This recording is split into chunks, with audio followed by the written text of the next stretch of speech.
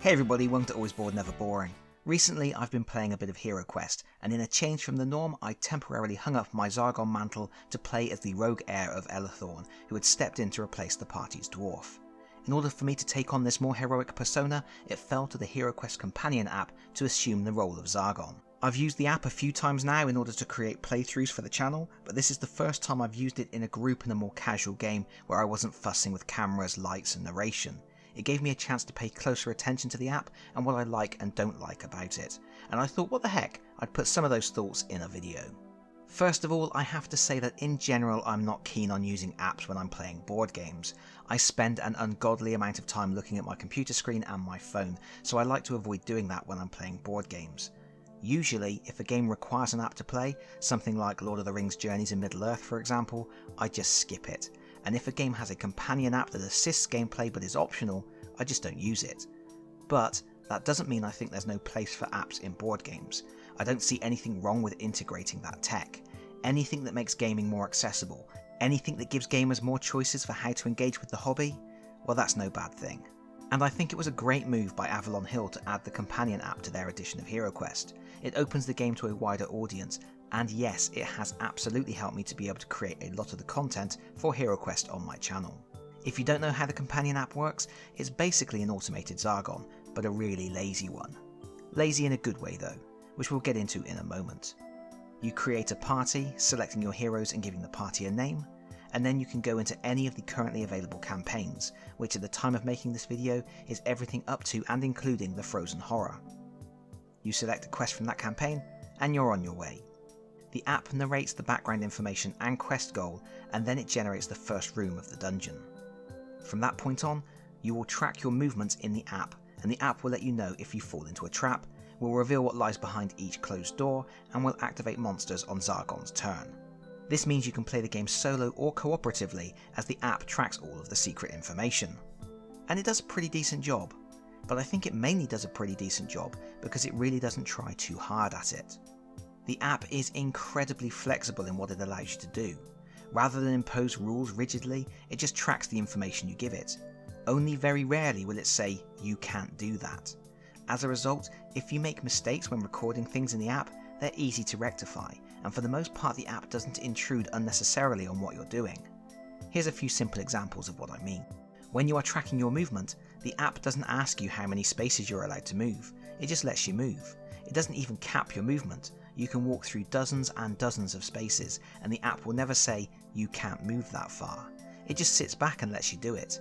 So if you forget to move your character in the app one turn, it's not a problem, you can easily correct the mistake next turn. And on the subject of turns, the app also doesn't force your heroes to play in a fixed order. The icons for the heroes are displayed along the top of the screen, and you can tap to switch between them at will. You can even keep switching backwards and forwards, activating them multiple times if you need to make any corrections for what you've done in that turn. The app never imposes itself on what you are doing. In fact, it only interjects and takes a turn for Zargon when you tell it to. The rest of the time, it patiently charts what you are doing without ever making a fuss. It doesn't care if you cast the same spell twice, it doesn't care if you forgot to track damage on a monster last turn, it doesn't care if you've already searched and attacked and done a little victory lap around the room. It just lets you get on with it.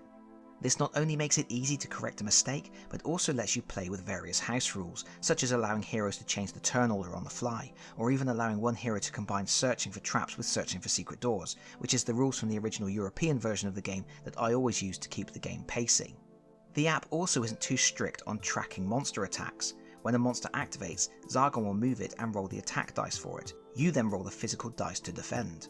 Zargon doesn't ask you to input the damage you took on the app, it works on a trust system. And then, when you attack a monster, the app doesn't bother rolling the monster defense dice at all. You roll the attack and defense dice yourself, and then just let the app know how many wounds you inflicted. The app will track the total damage on each monster for you, but again, it's flexible enough that if you make a mistake, you can just tap on any monster in the app and select the kill button to instantly remove them from the game. There is also an option to track your hero's damage in the app, but this is entirely optional, and I think is more trouble than it's worth. So overall, the app isn't a dictator controlling the game, it does what it needs to do and knows when to back off and serve only as a tool to help you track information. It's like a kindly parent sat in their favourite chair, reading the newspaper and casually glancing up once in a while to make sure the kids haven't set fire to the house. While the companion app is lazy where it needs to be, it puts the effort in where it counts. All of the quests are narrated by Mentor, and the voice acting is great. But once you are in the dungeon, the voice you most often hear is Zargon's. The voice actor channels Mark Hamill as the Joker and is delightfully hammy, throwing out occasional jibes and threats, but never to the degree where it becomes tiresome listening to them. The music and sound effects are good. The music, while a little repetitive after a while, is suitably atmospheric, and the clattering sound of the dice rolls or the sound of a door opening are well realised. The art is also excellent, especially when you find treasure, activate traps, or meet a boss monster, as you are often presented with art that doesn't exist in the physical game at all. The maps are very clear and bright, the iconography is obvious, but if you ever aren't sure what monster just spawned, you can tap on the icon for extra information. And talking about the monster icons on the maps, Avalon Hill thought to add the number of defense dice the monsters rolled to their icons. This is the only information you need to know about a monster when you attack them, and it means you can tell at a glance how likely you are to hurt something without having to tap on the icon to see the full monster stats as you plan your moves. It's a small thing, but it makes playing just that little bit smoother and easier. Unfortunately, it's not all good. The app does have its clunky elements. For a start, it's incredibly stupid. It rarely, if ever, makes the optimal moves for monsters. Often I will watch the app moving the monsters and think, no good Zargon player would move that way. And often this is a minor thing, but there are a few times where it can really hurt the game and you feel the need to override Zargon's choices. This happened recently when an enemy fire mage cast the spell Firestorm.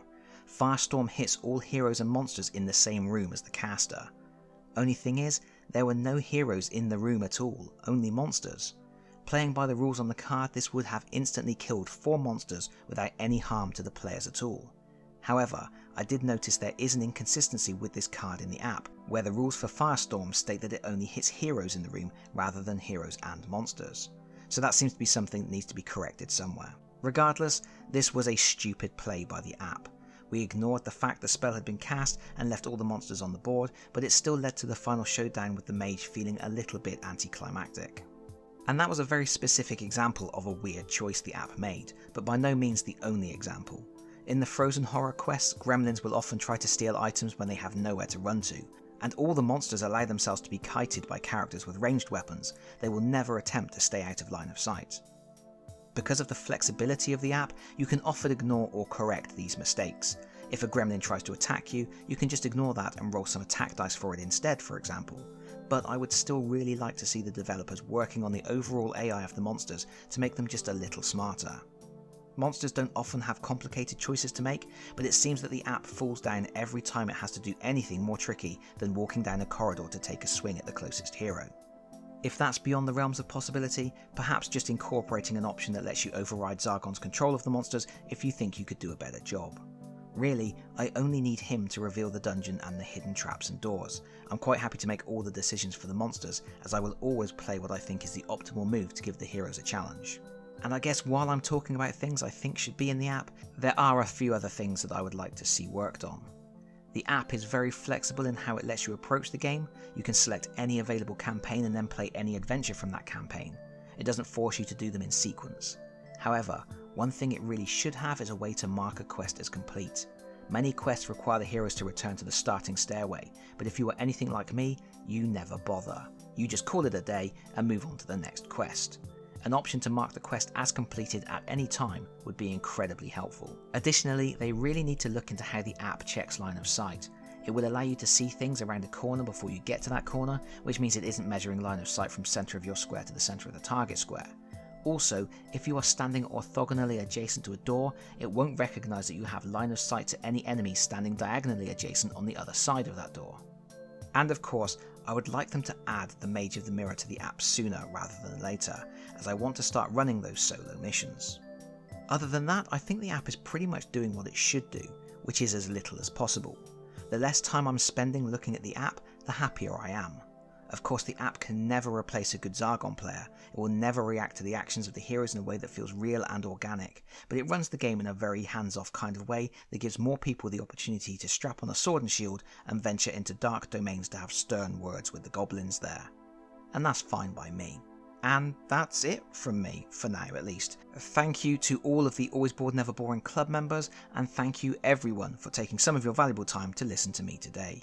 If you like this video, please consider pressing the like button. If you really like this video, please consider subscribing if you don't already do so, and hopefully I will see you all again very soon. Bye bye everyone. Bye bye.